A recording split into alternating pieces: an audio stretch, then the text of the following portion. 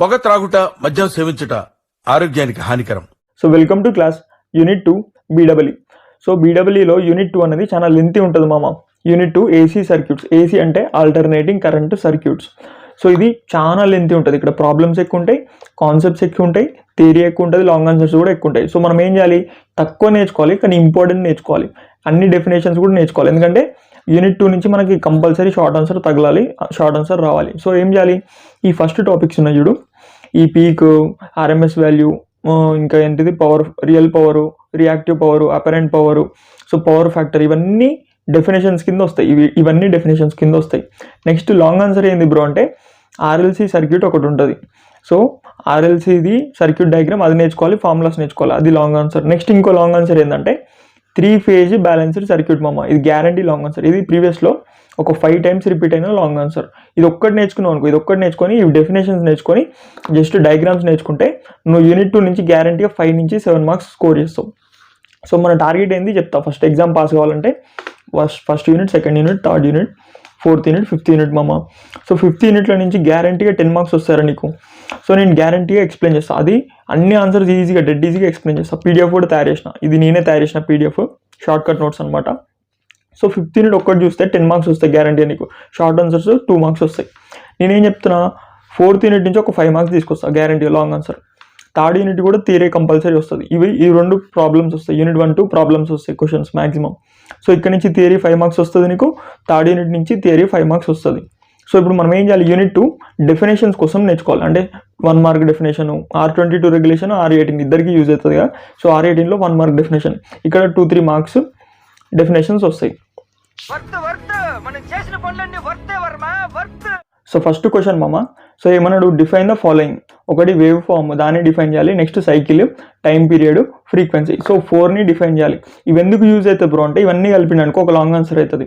ఒకవేళ long answer రాలేదనుకో maximum ఇవన్నీ ఎక్కడ వస్తాయి, 1 మార్క్ డెఫినేషన్లో వస్తుంది. ఈ R22 రెగ్యులేషన్, R18 వాళ్ళకి 2-3 మార్క్స్కి వస్తాయి. సో వేవ్ ఫామ్ అంటే ఏంటిది ఫస్ట్.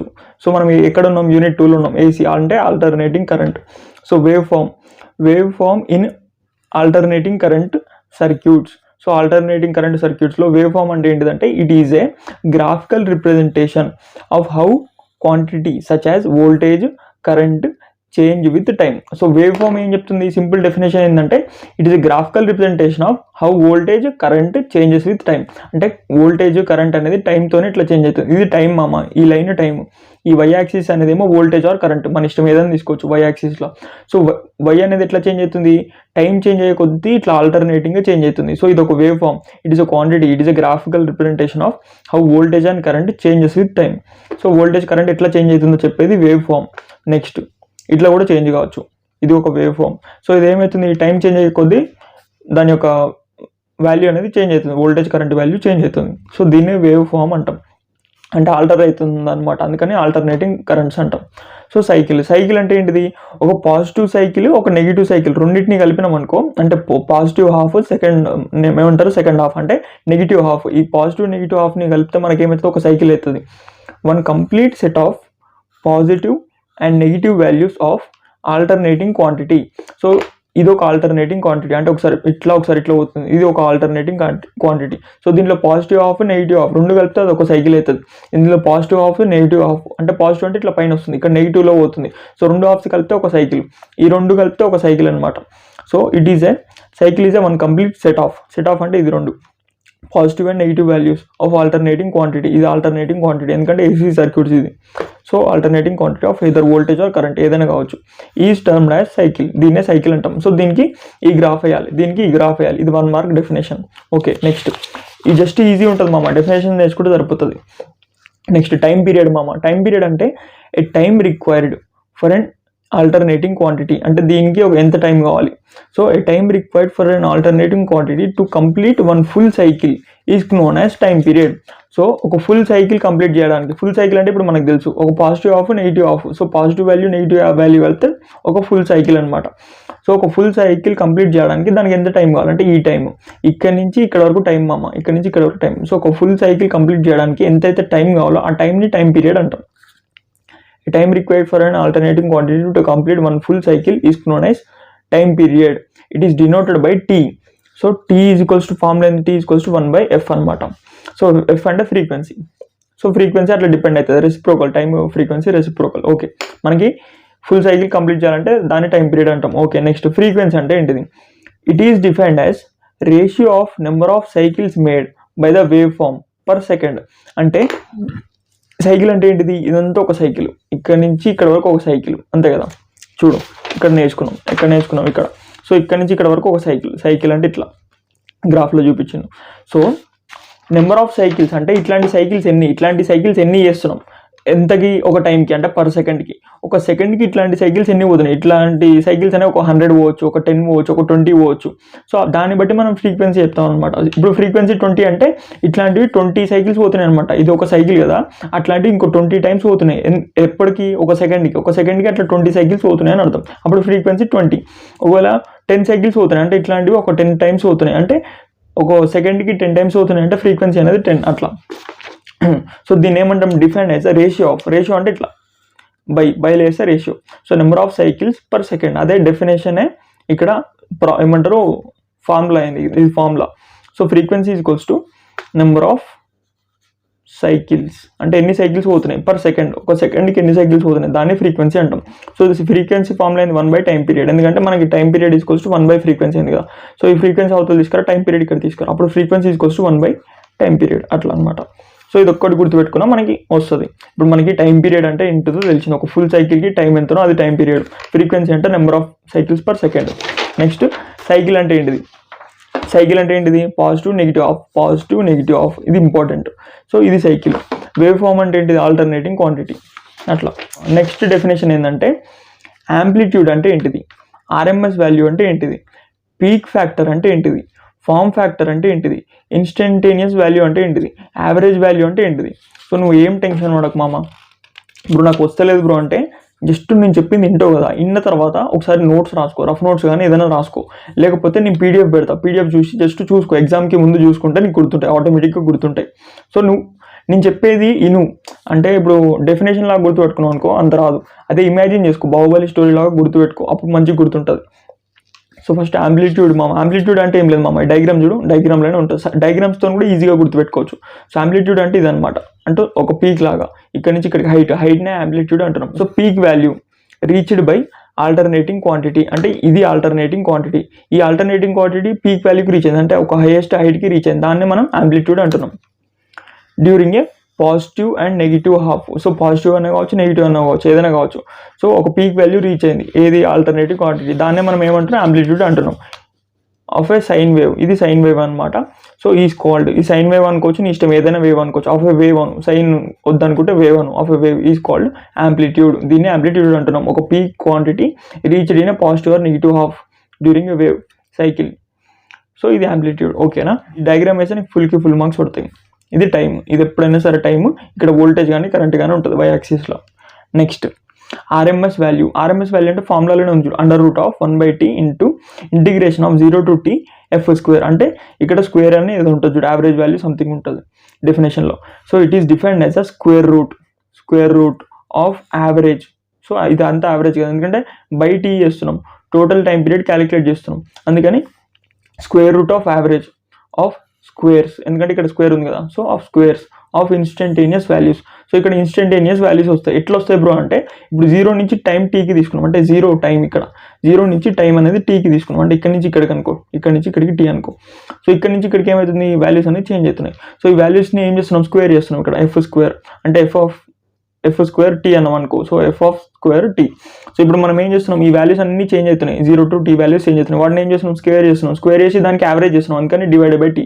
సో యావరేజ్ చేసి దాన్ని స్క్వేర్ రూట్ చేస్తున్నాం, అదే RMS value. So RMS value నాకు గుర్తులేదు బ్రో, ప్రాబ్లమ్స్ నాకు రావు బ్రో అంటే ఏం టెన్షన్ ఉండదు, జస్ట్ ఇది గుర్తుపెట్టుకొని ఫార్ములా √, యావరేజ్ కదా, స్క్వేర్ చేస్తున్నాం. So square root of average of instantaneous values, దాన్ని ఏం చేస్తున్నాం? స్క్వేర్ చేస్తున్నాం అట్లా. సో అట్లా నీ ఇష్టం వచ్చింది రాసుకోవచ్చు. ఇక్కడ dt అంటే differentiation with time. It is defined as square root of average of squares. So square root of average of square of instantaneous values over 1 complete cycle. ఒక కంప్లీట్ సైకిల్కి అంటే ఇక్కడ నుంచి ఇక్కడికి అనమాట, దాన్నే ఆర్ఎంఎస్ వాల్యూ అంటాం. సో ఒక కంప్లీట్ సైకిల్కి √, average of squares of instantaneous values చేస్తే ఏమవుతుంది, స్క్వేర్స్ ఆఫ్ ఇన్స్టంటేనియస్ వాల్యూస్, అదేమవుతుంది ఆర్ఎంఎస్ వాల్యూ అవుతుంది ఒక కంప్లీట్ సైకిల్కి. Next peak factor. So peak factor అంటే ఏం లేదు మామ, it is defined as ratio అంటే ఇట్లా. సో ఏంటిది, ratio of maximum value to the RMS value. So maximum value ఎంత వస్తుందో చూసుకోవాలి, ఇక్కడ నుంచి ఇక్కడికి మ్యాక్సిమం వాల్యూ, అంటే ఇక్కడ నుంచి ఇక్కడికి మ్యాక్సిమం వాల్యూ వచ్చింది మామ.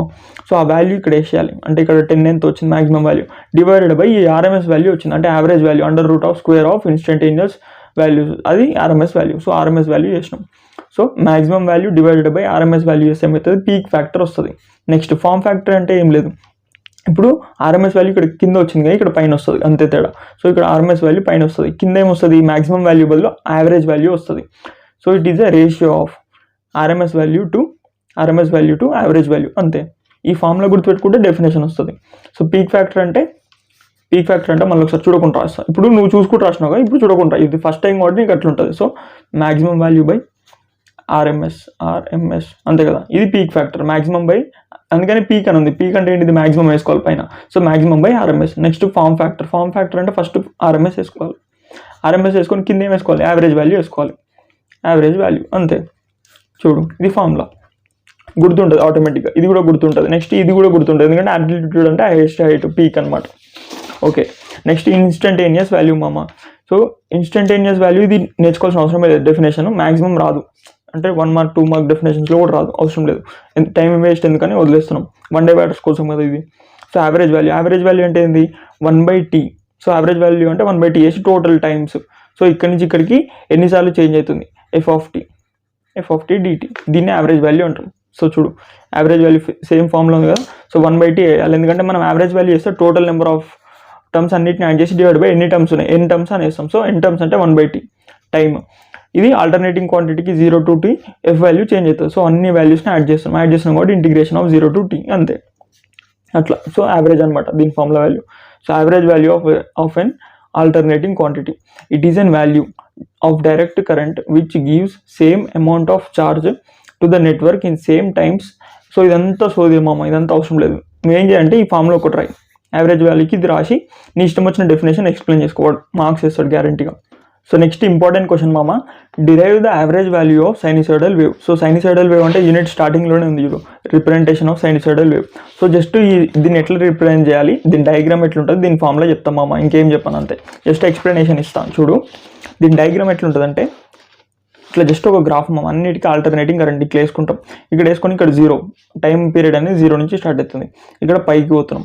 సో పై 2π, ఇక్కడ ωt. సో ωt లాగా తీసుకుంటున్నాం అనమాట. ఈ యాక్సిస్ అనేది ωt వాల్యూస్ తీసుకుంటున్నాం, అంటే t అంటే టైం వస్తుంది, ఒమేగా వాల్యూస్ అంటే ఈ పై యాంగిల్స్ లాగా చేంజ్ అవుతుంటాయి, 0π 2π అట్లా చేంజ్ అవుతుంటాయి. నెక్స్ట్ ఇక్కడ ఏమో కరెంట్ ఉంది, ఇక్కడ కరెంట్, ఇదేం current, alternating current. So alternating current value మనం రాయాలి, ఈ గ్రాఫ్ వేయాలి, సేమ్ ఇప్పుడు నేను ఎట్లా వేసినా అట్లా గ్రాఫ్ వేయాలి. గ్రాఫ్ వేసి ఇట్లా వేసి అక్కడ ఏముంది current value Im sin ωt. ఇది మంచిగా నీట్గా రాద్దాం. I is equals to current is equals to Im అంటే మ్యాక్సిమం వాల్యూ, మ్యాక్సిమం వాల్యూ అంటే ఇది చూడు, ఈ యాంప్లిట్యూడ్ అన్నాం కదా, ఇందాక యాంప్లిట్యూడ్ నేర్చుకున్నాం కదా. సో ఇది యాంప్లిట్యూడ్ అనమాట, అంటే హైయెస్ట్ పీక్ అనమాట. సో Im ఏమవుతుంది, amplitude highest peak into sine ωt. So ωt అనేది యాంగిల్, ఇట్లా బ్రాకెట్లో రాసుకోవచ్చు, లేకపోతే ఉత్తిగా sin ωt ఇట్లా కూడా రాసుకోవచ్చు, sin ωt అట్లా కూడా రాసుకోవచ్చు. సో ωt అనేది angle. So next important question మామ, state the advantages of sinusoidal alternating quantity. అంటే ఇందాక ఈ వేవ్ ఉంది కదా, ఈ వేవ్కి అడ్వాంటేజెస్ ఏంటిదని అడుగుతున్నాడు. సో సింపుల్ మామ, ఇందాక దాని ఫామ్లో కూడా నేర్చుకున్నాం కదా. సో దాని అడ్వాంటేజెస్ ఏంటంటే 4 అడ్వాంటేజెస్ మనకు ఉంటాయి మేజర్. ఏంటిది, first one easy mathematical representation. అంటే ఇప్పుడు కరెంట్ని ఎట్లా చూపిస్తున్నాం, current is equals to current maximum amplitude into sine ωt. So ఇట్లా చూపెడుతున్నాం అంటే ఏంటిది, ఈజీ రిప్రజెంటేషన్ చేస్తున్నాం, ఈ వేవ్ని ఇట్లా చూపిస్తున్నాం అనమాట. దీనివల్ల ఏమవుతుంది, క్యాలిక్యులేషన్స్ అనేది సింపుల్ అవుతుంది, మ్యాథమెటికల్గా ఈజీగా క్యాలిక్యులేషన్ చేసుకోవచ్చు, ఫార్ములాస్ దీంట్లో యాంగిల్స్ అవన్నీ వేసుకొని మనం వాల్యూస్ని వేసుకోవచ్చు. సో మనకి ఈ వేవ్ని సింప్లిఫై చేయొచ్చు మ్యాథమెటికల్గా, అందుకని easy mathematical representation first advantage. So ఈ వేవ్ని ఇట్లా రాసుకోవచ్చు అనమాట, ఈజీ మ్యాథమెటికల్ రిప్రజెంటేషన్. ఎగ్జాంపుల్ ఇక్కడ వోల్టేజ్ ఇచ్చిండు, ఇక్కడ కరెంట్ రాసుకున్నాం, వోల్టేజ్ అంటే వోల్టేజ్ మ్యాక్సిమం, సైన్ ωt ఇక్కడ ఫేజ్ యాంగిల్ ఇచ్చిండు.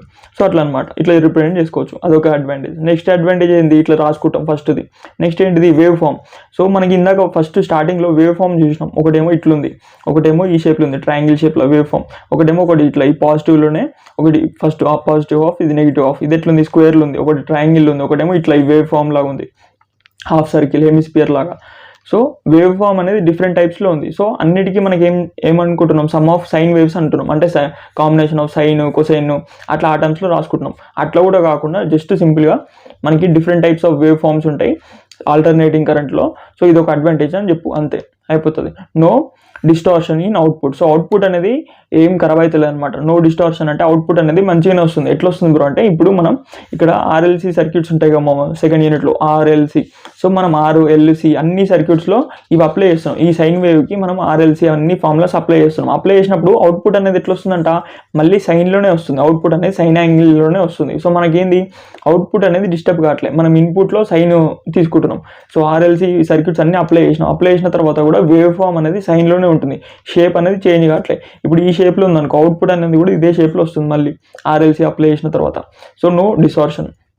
సో అదొక advantage.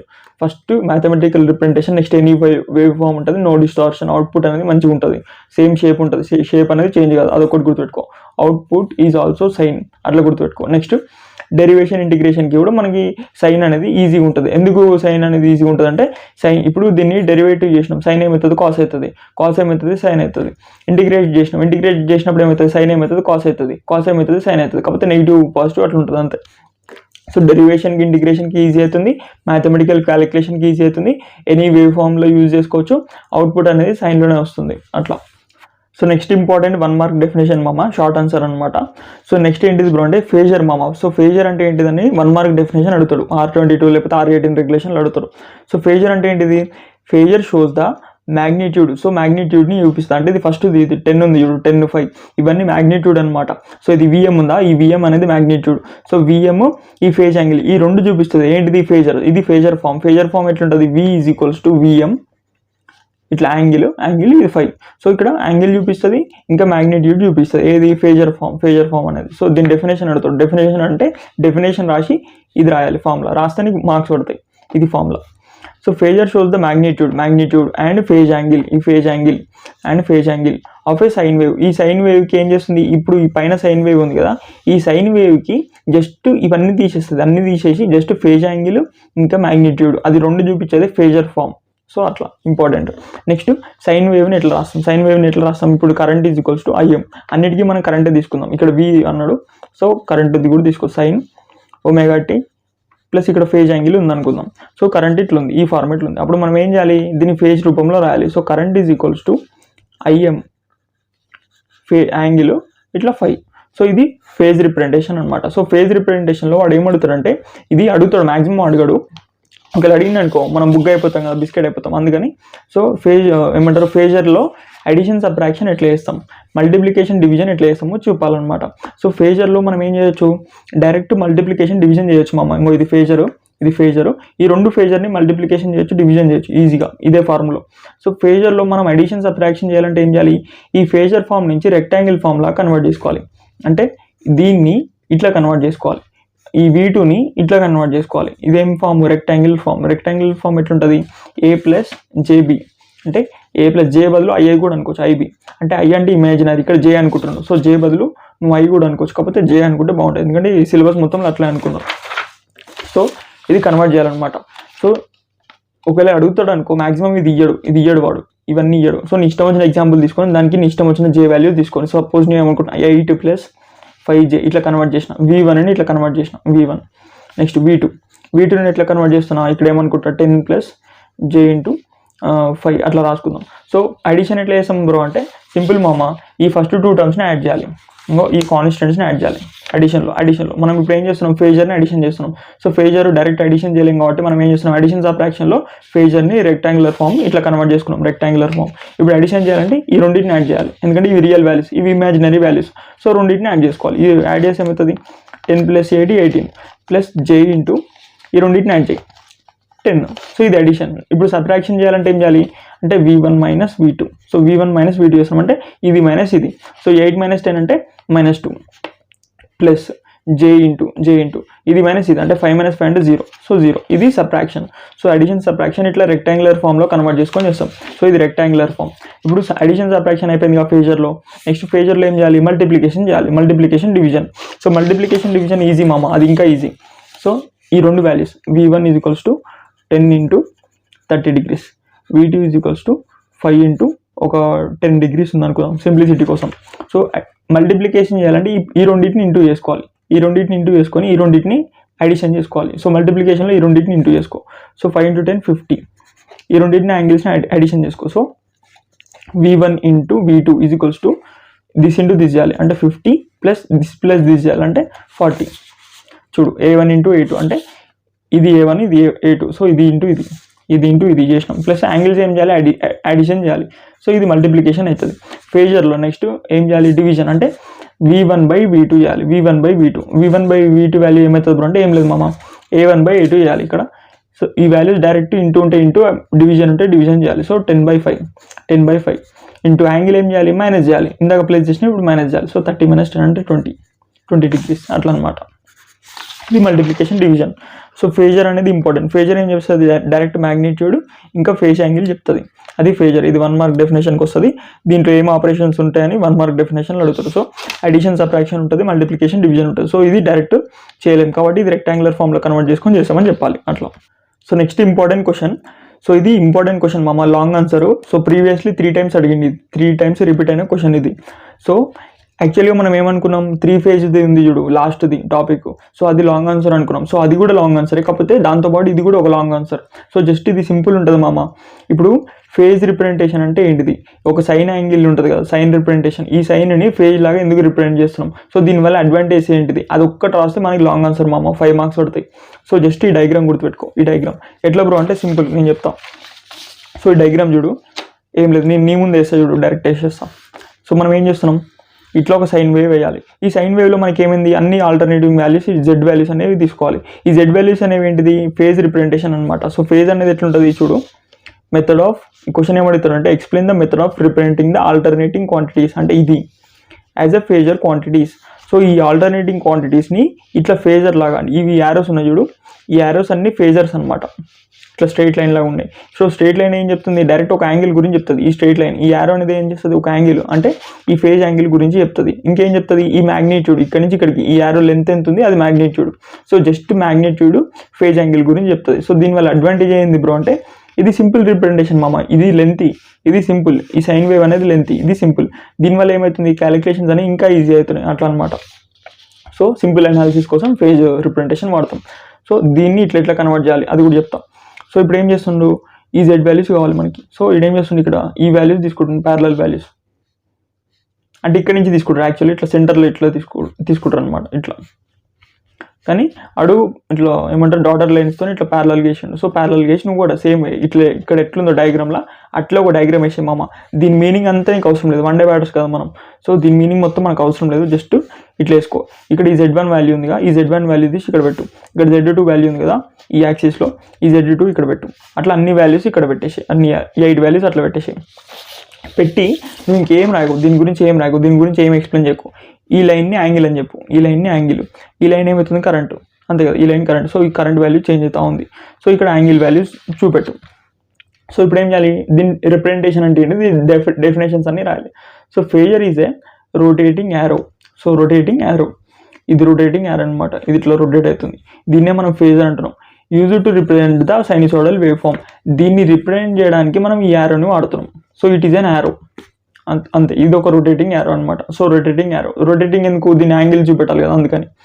So it rotates anticlockwise. ఇదేం చేస్తుంది, యాంటీ క్లాక్ వైజ్ అంటే ఇట్లా రొటేట్ అవుతుంది, ఇట్లా రొటేట్ అవుతుంది అనమాట.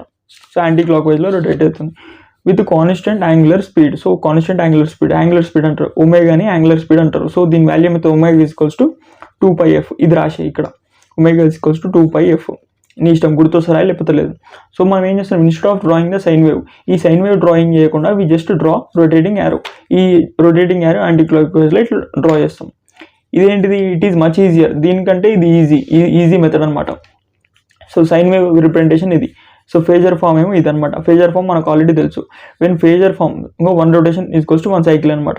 ఇప్పుడు ఇట్లా 1 రొటేషన్ మొత్తం ఫుల్ రొటేషన్ అయిందనుకో, ఇది మొత్తం ఫుల్ రొటేషన్ అంటే ఇక్కడ స్టార్ట్ అయింది యారో, ఇదంతా యాంగిల్ చేంజ్ అయ్యకుండా యాంటీ క్లాక్ వైజ్లో ఇక్కడ నుంచి మళ్ళీ ఇక్కడికే వచ్చింది. అంటే 1 ఫుల్ సైకిల్కి ఏమైంది, 1 ఫుల్ రొటేషన్కి ఏమైంది, 1 ఫుల్ రొటేషన్ అంటే 360 degrees రొటేషన్కి ఒక సైకిల్ కంప్లీట్ అయిందనమాట. సో ఇదంతా ఒక సైకిల్, ఇక్కడ నుంచి ఇక్కడికి ఒక సైకిల్ అని తెలుసు. పాజిటివ్ నెగిటివ్ అన్ని కలిపితే సైకిల్ అవుతుంది. సో ఈ సైకిల్ అంటే ఏంటిది, ఈ 1 ఫుల్ రొటేషన్ అనమాట. So 1 full rotation equals to 1 cycle. Next advantage of phasor representation. దీనివల్ల అడ్వాంటేజ్ ఏంది బ్రో అంటే, ఫస్ట్ ఈ డయాగ్రామ్ వేసాయి, నీకు ఇట్లా గుర్తొచ్చింది మొత్తం రాసాయి, ఇది ఒకటేసాయి ఒమేగా ఈక్వల్స్ టు 2πf అని రాసాయి. నెక్స్ట్ ఇది యాంటీ క్లాక్ వైజ్లో పోతుంది అని రాసాయి. నెక్స్ట్ అడ్వాంటేజ్ ఏంటంటే ఈజీ డ్రాయింగ్, దీని డ్రాయింగ్ అనేది ఈజీ ఉంటుంది, సింపుల్ అనాలిసిస్, దీన్ని సింపుల్గా అనాలిసిస్ చేయొచ్చు, ఎందుకంటే ఇక్కడ మ్యాగ్నిట్యూడ్ ఫేజ్ యాంగిల్ రెండు చూపిస్తుంది అంతే. Next complex plane view, so complex ప్రాబ్లమ్స్ని సాల్వ్ చేసుకోవచ్చు, అట్లా ఇష్టం వచ్చింది రాసాయి. ఇది 5 మార్క్స్ క్వశ్చన్. సో అనమాట, సో 5 మార్క్స్ క్వశ్చన్ కూడా వదిలేకు, గ్యారంటీ నేర్చుకో. సో నెక్స్ట్ 1 మార్క్ డెఫినేషన్స్ మామ. సో ఈ 7 ఉన్నాయి చూడు, 1 2 3 4 5 6 7. సో ఈ 7 అనేది డెఫినేషన్స్ కింద వస్తాయి, 1 మార్క్ డెఫినేషన్ కింద వస్తాయి. సో దీన్ని జస్ట్ ఫార్ములాస్ గుర్తుపెట్టుకుంటే దాని డెఫినేషన్ వస్తుంది మామ, జస్ట్ ఫార్ములాస్. సో ఈ ఫార్ములాస్ అనేది ఇంపార్టెంట్ అనమాట. సో అన్ని ఎక్స్ప్లెయిన్ చేస్తాం. So first instantaneous power. So instantaneous power అంటే, instantaneous power is defined as the product of instantaneous values of voltage and current. Instantaneous voltage current into S ఏమవుతుంది, మనకి ఇన్స్టంటేనియస్ పవర్ వస్తుంది. సో మనం యూనిట్ 1లో నేర్చుకున్నాం, power equals to I² R అనుకున్నాం. So I² R, దీంట్లో మనం దీన్ని ఏం చేయి IR ఇంకా I² కాబట్టి ఇంకొక I లాగా రాసుకో. సో IR ఏమవుతుంది, V ఈక్వల్స్ టు IR అని మనం యూనిట్ 1లో నేర్చుకున్నాం.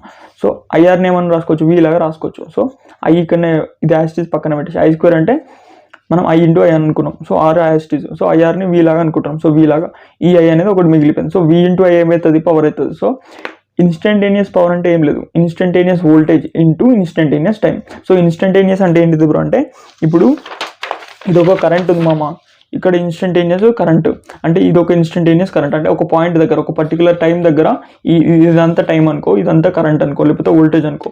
సో ఒక పర్టికులర్ టైం దగ్గర మనం మెజర్ చేస్తున్నాం చూడు, దాన్ని ఇన్స్టంటేనియస్ టైం ఆర్ కరెంట్ అంటారు. సో సారీ ఏమంటారు ఇక్కడ, voltage or current. So instantaneous అంటే ఒక పర్టికులర్ టైంకి వోల్టేజ్ కానీ కరెంట్ కానీ మెజర్ చేస్తే అది ఇన్స్టంటేనియస్ వోల్టేజ్ ఆర్ కరెంట్ అవుతుంది.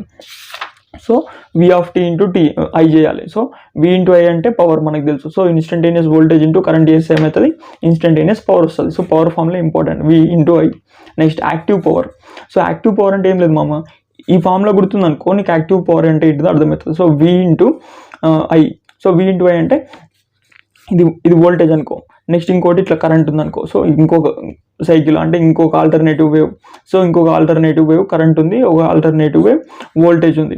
సో కరెంటు వోల్టేజ్ని మనం ఏం చేస్తున్నాం, ప్రొడక్ట్ చేస్తున్నాం. ప్రొడక్ట్ చేసి ఈ రెండింటికి మధ్యలో యాంగిల్ ఉంటుంది కదా, వోల్టేజ్కి కరెంట్కి, ఆ రెండింటికి మధ్యలో యాంగిల్ ఉంటుంది చూడు, దాన్ని కూడా మెజర్ చేస్తున్నాం. సో దీన్ని cos phi అనుకుంటాం. సో ఇది వోల్టేజ్ యాంగిల్, θ(V) అంటే వోల్టేజ్ యాంగిల్, θ(φ) అంటే కరెంట్ యాంగిల్. సో దీన్ని సింప్లిఫైడ్ ఇంకేం రాసుకోవచ్చు అంటే ఇట్లా రాసుకోవచ్చు.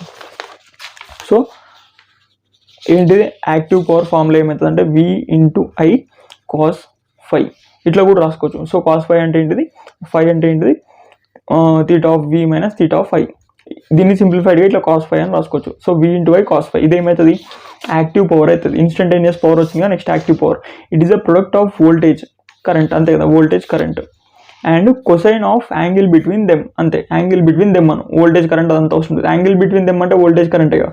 So it is the product of voltage and current and angle between and cosine of అనాలి, ఎందుకంటే ఇది కొసైన్ కదా, కాస్ థీటా, ఇది సైన్ అని చెప్పాలి. నెక్స్ట్ దానికి రియాక్టివ్ పవర్ అంటే సైన్ ఆఫ్ అనాలి. So it is the cosine of angle between voltage and current, it is known as active power. దీనికి ఫార్ములా ఇది. దీన్ని ఎట్లా మెజర్ చేస్తున్నాం, పవర్ని ఎప్పుడైనా సరే వాట్స్లో, ఇది కూడా వాట్స్లో మెజర్ చేస్తాం. నెక్స్ట్ ఇది రియాక్టివ్ పవర్ని మాత్రం వాట్స్లో మెజర్ చేయం, ఇది వాట్స్లో. యాక్టివ్ పవర్ అంటే వాట్స్, రియాక్టివ్ పవర్ ఏంది వ్యార్ అంటే ఏంటిది బ్రో అంటే వోల్ట్ ఆంపియర్ రియాక్టివ్, ఎందుకంటే పేర్లోనే రియాక్టివ్ ఉంది కదా. సో దీన్ని ఎట్లా మెజర్ చేస్తాం, యాక్టివ్ పవర్ని వాట్స్, ఇది వోల్ట్ ఆంపియర్ రియాక్టివ్, వ్యార్ అని గుర్తుపెట్టుకో, షార్ట్కట్లో VAR, volt ampere reactive. Ampere అంటే current, so reactive, reactive power కాబట్టి reactive. So volt ampere reactive. So దీని ఫార్ములా ఏంది బ్రో అంటే, నేను ఈ ఫార్ములా చూసి డెఫినేషన్ చెప్పనా, product of voltage into current and sine of, ఇది కొసైన్ కాదు, sine of angle between voltage and current. It is a product, చూడు, reactive power is a measure of exchange between the source and reactive power. So ఇదేదో సోది ఉంది కదా, ఈ సోది రాయకు, just ఈ ఫార్ములాని చూసుకొని డెఫినేషన్ రాయి. It is a product of voltage and current and sine angle between voltage and current. It is measured in, ఇది ఒక్కటి రాయాలి, వ్యార్ అంటే volt ampere reactive. So reactive power వచ్చింది, ఇన్స్టంటేనియస్ పవర్ వచ్చింది, యాక్టివ్ పవర్ వచ్చింది. దీన్ని వాట్స్లో మెజర్ చేస్తాం, V into I cos phi. Next apparent power అంటే ఏం లేదు మామ, ఆర్ఎంఎస్ వాల్యూస్ ఉంటుంది కదా. ఇప్పుడు I is equals to IM sine omega T అనుకున్నాం ఇందాక, ఒమేగా టీ ప్లస్ 5 అట్లా సంథింగ్ ఒక వాల్యూ. సో ఈ సైనసాయిడల్ వేవ్ ఫామ్ ఇక్కడ ఏమైంది ఐఎం వాల్యూ ఉందా, ఈ ఐఎం వాల్యూనే మనం ఇక్కడ తీసుకుంటాం. సో కాకపోతే ఐఎం వాల్యూ కూడా కాకుండా ఆర్ఎంఎస్ వాల్యూ తీసుకుంటాం. సో ఆర్ఎంఎస్ వాల్యూ అనేది ఒక ఫామ్లో ఉంటుంది, ఇంతకుముందు నేర్చుకున్నాం. సో అపరెంట్ పవర్ అంటే ఏంటిది, apparent power is a product of RMS values of voltage and current. So వోల్టేజ్కి కరెంట్కి, ఇది కరెంట్ అనుకో, ఈ ఐఆర్ఎంఎస్ అనుకో, V RMS. So V RMS, so I RMS into V RMS చేస్తే ఏమవుతుంది మనకి అపరెంట్ పవర్ వస్తుంది. సో ఎట్లా రాయాలి బ్రో అంటే మంచిగా నీట్గా రాయాలంటే apparent power. So apparent power అంటే ఎట్లా రిప్రజెంట్ చేస్తున్నాం దేంతో, అపరెంట్ పవర్ అంటే ఎస్ తోని.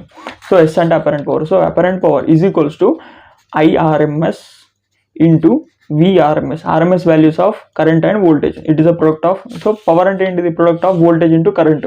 కాకపోతే అపరెంట్ పవర్ అంటే ఏంటిది బ్రో అంటే దీన్ని ఎస్ తోని రిప్రజెంట్ చేస్తాం. అపరెంట్ పవర్ అంటే product of RMS values of voltage and current, voltage and current అట్లా.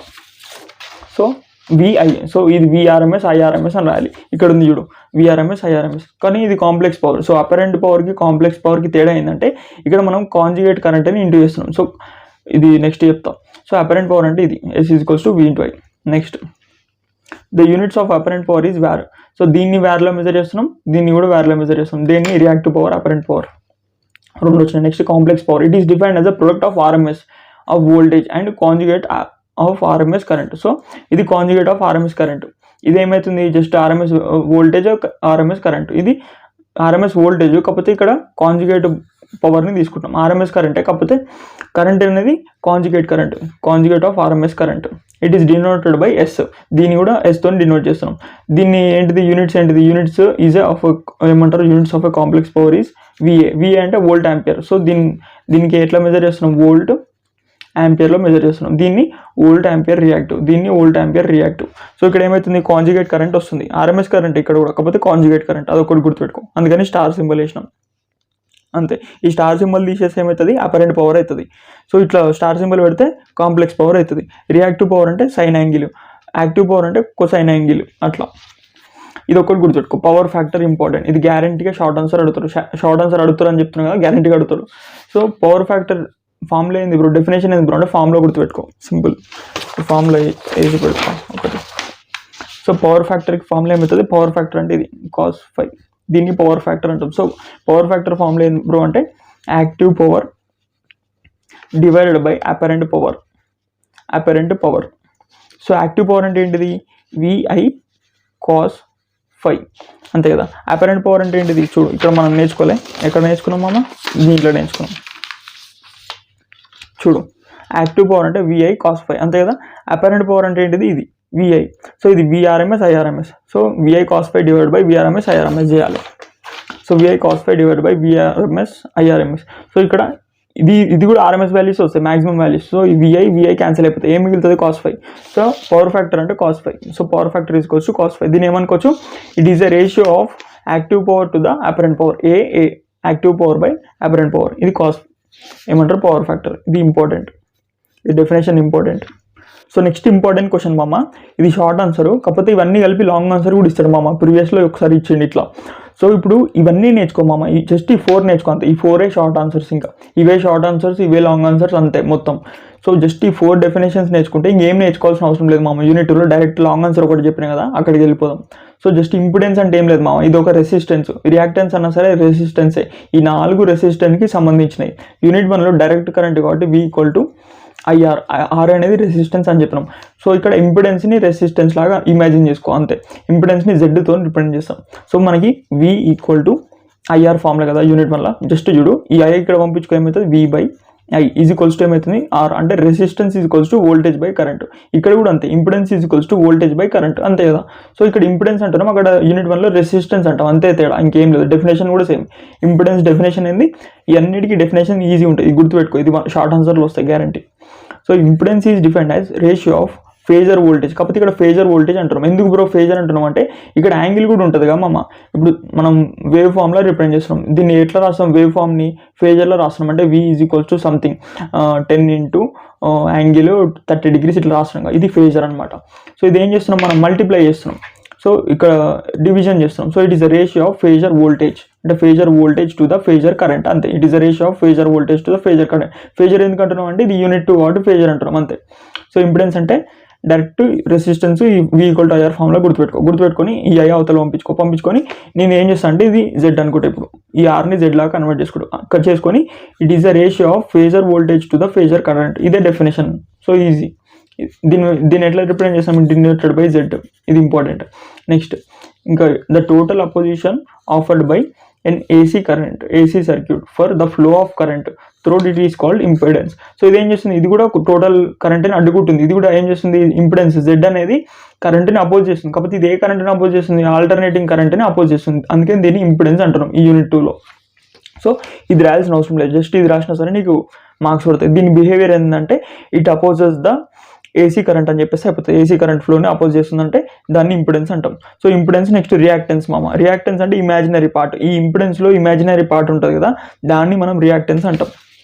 సో జెడ్ని ఇట్లా రిప్రజెంట్ చేస్తాం Z is equals to actual form లేని మనం వి బై అన్నాం కదా, ఫేజర్ వోల్టేజ్ బై కరెంట్. ఇట్లా వేసినప్పుడు ఏమవుతుంది, మనకి ఈ వాల్యూ వస్తుంది, ఈ వాల్యూ ఒకటి వస్తుంది. సో జెడ్ని ఇట్లా రిప్రజెంట్ చేస్తాం. ఇదంటే ఆర్ అంటే resistor plus J into X. ఈ ఎక్స్ అనేది ఏమవుతుంది, రియాక్టెన్స్ అవుతుంది. ఈ జే అనేది ఏంది, ఇమాజినరీ పార్ట్. ఇది రియల్ పార్ట్, ఇది ఇమాజినరీ పార్ట్. ఇది ఇమాజినరీ పార్ట్ ఎందుకంటారు అంటే ఇక్కడ జే వాల్యూ ఉంది. సో ఇక్కడ జే ఉంది కాబట్టి ఇమాజినరీ పార్ట్. సో ఈ ఎక్స్ అనేది ఏమవుతుంది, reactance. When impedance is written in cartesian form. So ఇది కార్టీసియన్ ఫామ్ అనమాట. So cartesian form rectangular form అని ఇందాక అనుకున్నాం. సో అది రెక్టాంగులర్ ఫామ్ అనొచ్చు, కార్టీసియన్ ఫామ్ అనొచ్చు. So rectangular form, cartesian form. The real part is resistance. ఈ real part అనేది resistance and the imaginary part is reactance. So imaginary part ఏదైతే ఉందో ఇంపిడెన్స్ లోపల ఇమాజినరీ పార్ట్ ఏమవుతుంది, రియాక్టెన్స్ అవుతుంది. అంతే డెఫినేషన్. సో నువ్వు డెఫినేషన్ రాయొచ్చు. The imaginary part of the resistance in impedance is known as reactance. అట్లా అయిపోయిందా. సో ఈ రెండు దేని కిందకి వస్తున్నాయి, రెసిస్టెన్స్ కిందకి వస్తున్నాయి. రెసిస్టెన్స్ని ఇక్కడ ఇంపిడెన్స్ అంటున్నాం. సో ఇంపిడెన్స్ ఫార్ములా ఏంది, జెడ్ ఈజ్ ఈక్వల్స్ టు అక్కడ ratio of voltage to current అని రాసినాం ఫస్ట్ డెఫినేషన్. నెక్స్ట్ ఇది Z is equals to R అంటే రెసిస్టెన్స్ అంటే real part plus imaginary part. So ఈ ఎక్స్ అనేది రియాక్టెన్స్. సో డెఫినేషన్ రాయొచ్చు ఈజీగా. Next admittance admittance is the reciprocal of impedance. So ఇంపిడెన్స్ని ఇట్లా రెసిప్రోకల్ రాసినాం అంటే 1/z రాసినాం. 1/z రాస్తే ఏమవుతుంది, అడ్మిటెన్స్ అవుతుంది. సో అడ్మిటెన్స్ని ఎట్లా రిప్రజెంట్ చేస్తాం బ్రో అంటే Y. So Y is equals to reciprocal of impedance. ఇంపిడెన్స్ని రెసిప్రోకల్ చేస్తే అడ్మిటెన్స్ అవుతుంది. ఇంత dead easy formulas, dead easy definitions. So ఏమవుతుంది, Y is equals to 1/z. So Y is equals to 1/z అంటే ఏంది Z అంటే ఇది అంతేగా, ఆర్ ప్లస్ జేఎక్స్. సో ఇది పైకి తీసుకురావాలి. పైకి తీసుకొచ్చినప్పుడు ఏమవుతుంది, ఇట్లా కన్వర్ట్ అవుతుంది, G plus J B. So plus or minus తీసుకుంటే ఇక్కడ ప్లస్ ఆర్ మైనస్ తీసుకుంటాం కాబట్టి ఇక్కడ కూడా మైనస్ ఆర్ ప్లస్ అవుతుంది, G plus or minus J B అట్లా కన్వర్ట్ అవుతుంది. సో ఈ ఆర్ ఎక్స్ అనేది ఎట్లా కన్వర్ట్ అవుతుంది, ఆర్ అనేది జీ లాగా మారిపోయింది, ఎక్స్ అనేది బి లాగా మారిపోయింది అట్లా. So Y is equals to G plus j B ఇట్లా రాసినాం. సో దీన్ని ఎట్లా రిప్రజెంట్ చేస్తాం, జీని ఎట్లా అంటామంటే G is equals to R by R square plus X square, B is equals to X by R square plus X square. ఇది ఈజీగా గుర్తుపెట్టుకోవచ్చు ఎందుకంటే first term R. So R by R square plus X square చేస్తే అయిపోతుంది. Next term ఏంది X. So X by R square plus X square. So G is equals to ఇది, B is equals to ఇది అని రాస్తే అయిపోతుంది. So why అంటే ఏంటిది, వై అంటే ఏంటి అడ్మిటెన్స్. అడ్మిటెన్స్ అంటే ఏంటిది, it is a reciprocal of impedance అంతే. సో ఎక్స్ అంటే రియాక్టెన్స్ అట్లా. సో దీన్ని జీ ప్లస్ జేబీ అట్లా రాసుకుంటాం. సో జీ వాల్యూ ఏమవుతుంది బ్రో అంటే ఆర్ బై అంటే ఫస్ట్ జీ ఎట్లా ఆర్ అనేది జీ లాగా కన్వర్ట్ అయింది కదా. So R by R square plus X square. Next X అనేది బి లాగా కన్వర్ట్ అయింది కదా. సో ఏమనుకోవచ్చు X by R square plus X square. So admittance అంటే రెసిప్రోకల్ ఆఫ్ ఇంపిడెన్స్, రియాక్టెన్స్ అంటే imaginary part. Next susceptance is the imaginary part of admittance. ఈ అడ్మిటెన్స్లో imaginary part ఏంది, ఇది జే దగ్గర బి ఉంది చూడు, ఈ బి అనేది ఏంటిది ససెప్టెన్స్. ఇది ససెప్టెన్స్, ఇది అడ్మిటెన్స్, ఇది రియాక్టెన్స్, ఇది ఇంపిడెన్స్.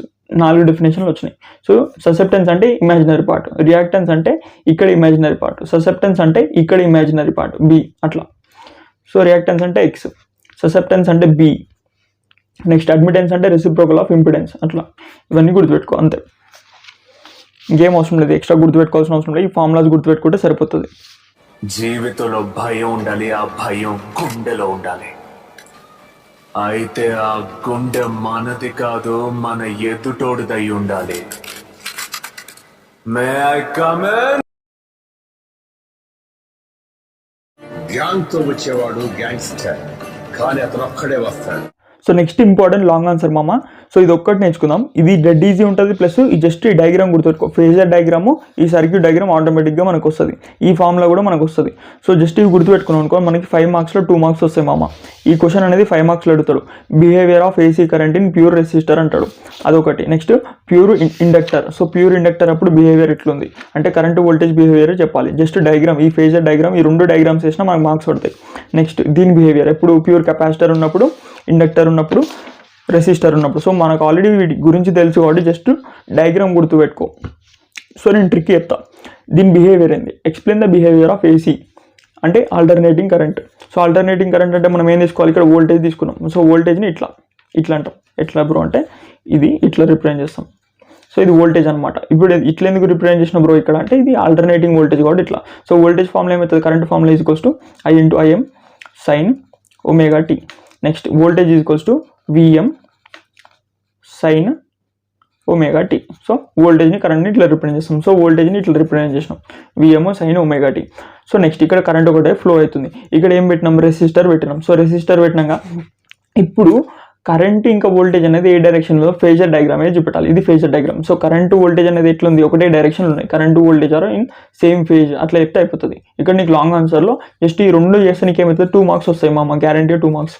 నెక్స్ట్ ఇక్కడ ఏమైంది, ప్యూర్ ఇండక్టర్ తీసుకున్నాం, రెసిస్టర్ తీసేసి ఇండక్టర్ పెట్టినాం. ఇండక్టర్ అంటే మనకు తెలుసు సింబల్ ఇట్లా స్ప్రింగ్ షేప్లో ఉంటుంది.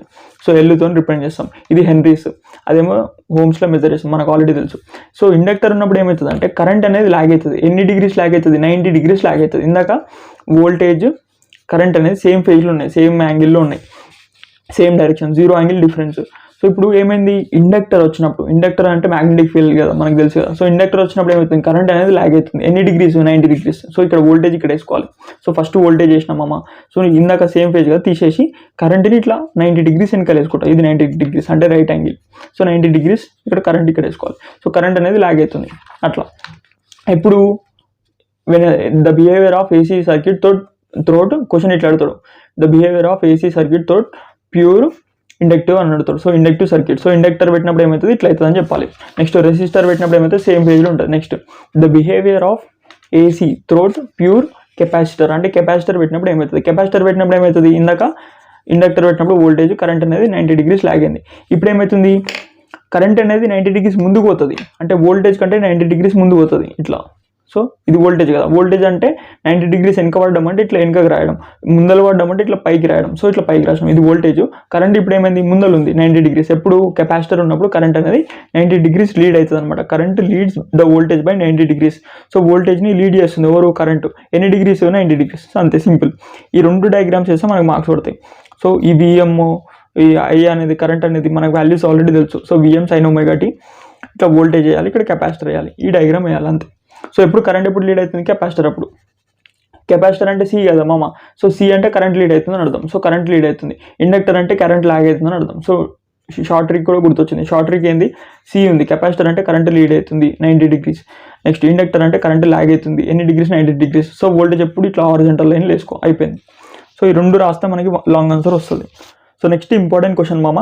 సో ఇప్పటివరకు మనం ఏం తీసుకున్నాం, జస్ట్ ఒక రెసిస్టరు, ఒక ఇండక్టరు, లేకపోతే ఒక కెపాసిటర్ తీసుకున్నాం. వాడు ఏం అడుగుతాడు అంటే బిహేవియర్ ఆఫ్ RL అడుగుతాడు.